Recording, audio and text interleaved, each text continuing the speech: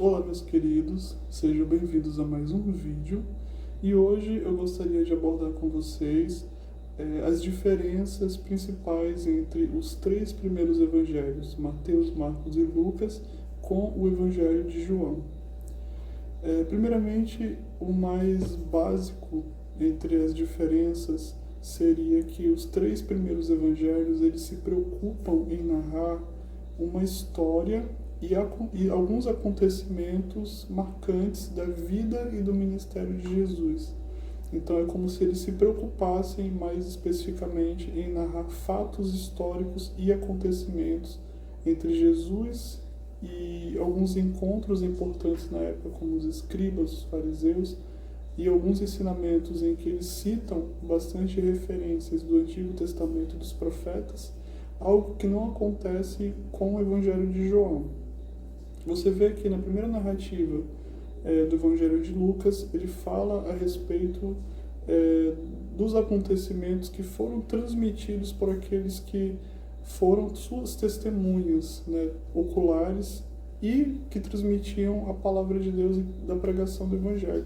Então você vê que havia uma certa tradição, né, na época do primeiro século, onde todos aqueles que pregavam a palavra, sejam os que conviveram com Jesus, no caso os apóstolos, os primeiros discípulos, como aqueles que já eram mais antigos e que acompanharam os apóstolos durante a pregação do Evangelho no primeiro século. Então havia uma certa tradição em passar alguns ensinamentos que Jesus deixou, algo que é mencionado no Evangelho de Mateus, quando ele diz que todos deveriam ir e pregar o Evangelho a toda criatura e fazer discípulos de todas as nações.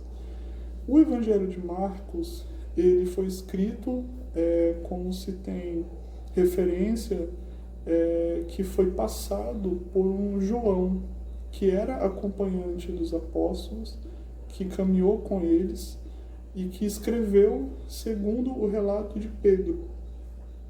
Quem cita essa referência seria Eusébio de Cesareia, um bispo de Cesareia no IV século, onde ele relata que Papias, que era um cristão do II século, escreveu essa tradição, que esse João, que era o mesmo João Marcos, ele havia transmitido o Evangelho segundo o relato do próprio apóstolo Pedro, quando ele pregava em Roma, e que os ouvintes de Pedro pediam assiduamente que ele deixasse relatos a respeito de Jesus, de sua vida e dos seus ensinamentos, para que ficassem registrados.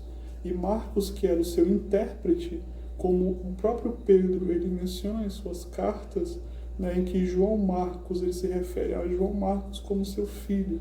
Então, naquele momento, Pedro estava em Roma e ele escreveu as suas cartas aos cristãos da Ásia. E como ele relata, ele faz esse link de Marcos como muito próximo a ele, deduz-se que realmente ele ouviu esses relatos através de Pedro.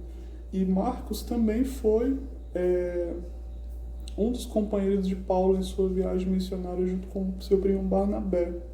Então, João Marcos ele foi um discípulo que de fato acompanhou os apóstolos e que ouviu as tradições e os ensinamentos diretamente deles, seja de Pedro ou seja de Paulo.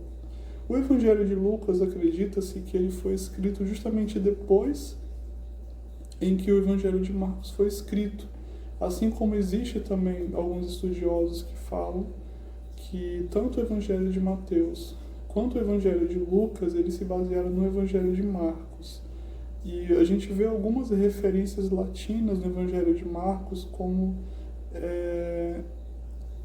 uma destinação aos próprios gregos e aos próprios latinos, né? Como que de fato ele explica que a mensagem ela foi escrita com a destinação para os não judeus, que no caso seriam os gentios, né? Então a gente vê que o Evangelho de Marcos ele de fato foi escrito para os romanos ou para os gregos e não para o próprio povo hebraico, né? Não para os judeus. Já o Evangelho de Mateus, ele parece ter, de fato, uma destinação aos judeus, justamente por ele ser o maior evangelho, onde tem muitas citações do Antigo Testamento. na prova de que Jesus de fato era o Messias esperado pelos judeus e o Filho de Deus prometido. É interessante também afirmar que no Evangelho de Lucas, que era um companheiro de Paulo nas suas viagens missionárias e que esteve presente na prisão, na última prisão de Paulo em Roma, ele também passou um tempo juntamente com os apóstolos e provavelmente escreveu o seu evangelho em Alexandria ou Antioquia. Alguns estudiosos afirmam mais precisamente que tenha sido em Antioquia da Síria, sendo que lá haviam tanto gregos, né, que seriam não-judeus, né, como também haviam judeus nessa igreja, diferente de outras igrejas da Ásia Menor, né, e de Jerusalém. O Evangelho de João, ele já não se dá o trabalho de relatar fatos históricos e contextos dos ensinamentos de Jesus com relação aos escribas e outro tipo de ensinamento que não seja especificamente da espiritualidade do amor. É interessante que o Evangelho de João, ele demonstra a essência de Jesus como Filho de Deus, né? Ele se preocupa em mostrar não os milagres ou sinais ou qualquer outro contexto histórico de Jesus, tanto da vida quanto do seu ministério, mas ele se preocupa em transmitir a mensagem essencial do Evangelho.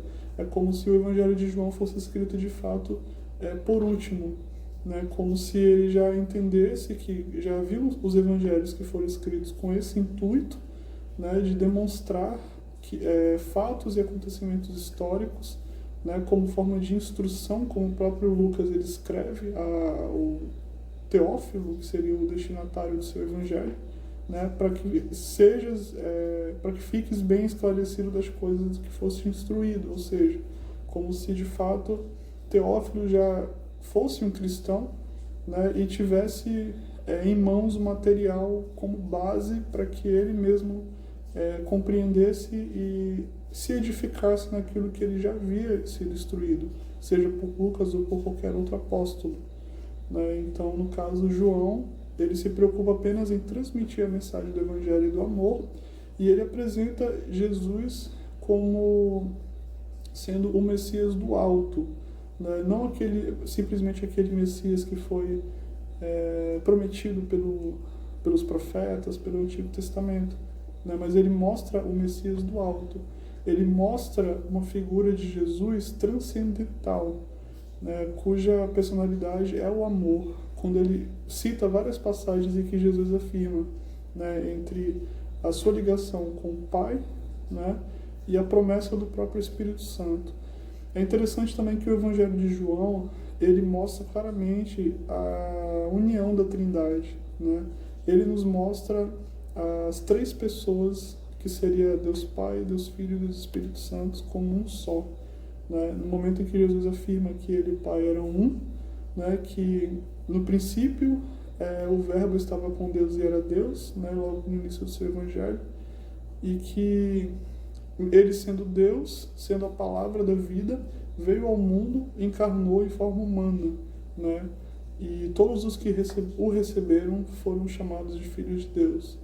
Então, João, ele entende, ele descreve essa personalidade transcendental de Jesus, essa figura transcendental de Jesus, né? A cristologia, que seria a visão de Cristo, né, que é apresentada no Evangelho de João, já é essa visão como Filho de Deus, mas o Filho de Deus que já estava com Deus, ou seja, ele mostra um Cristo que veio do alto, né, e que não simplesmente ele nasceu de Maria através do Espírito Santo, mas um Cristo que já existia e que já era Deus. Então ele enfatiza isso no Evangelho dele.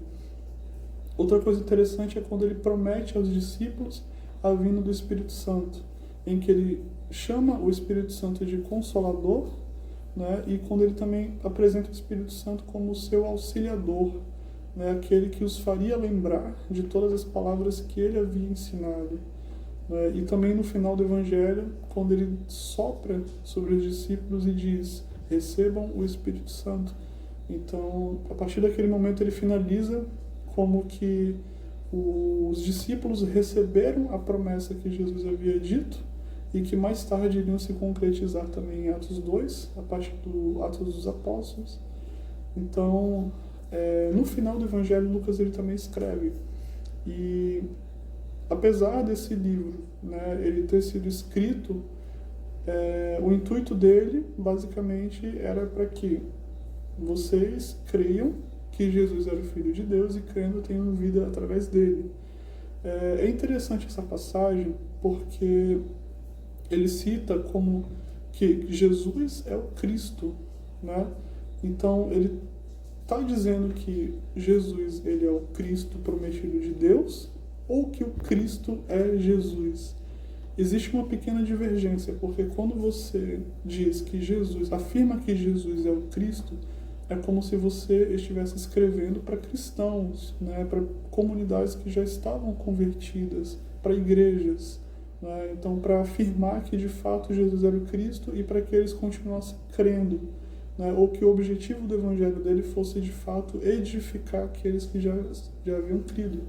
Mas quando você enfatiza que o Cristo é Jesus, ou seja, quando o sujeito ele não está em Jesus, mas no Cristo, você está afirmando que aquele Cristo, o Messias, é Jesus.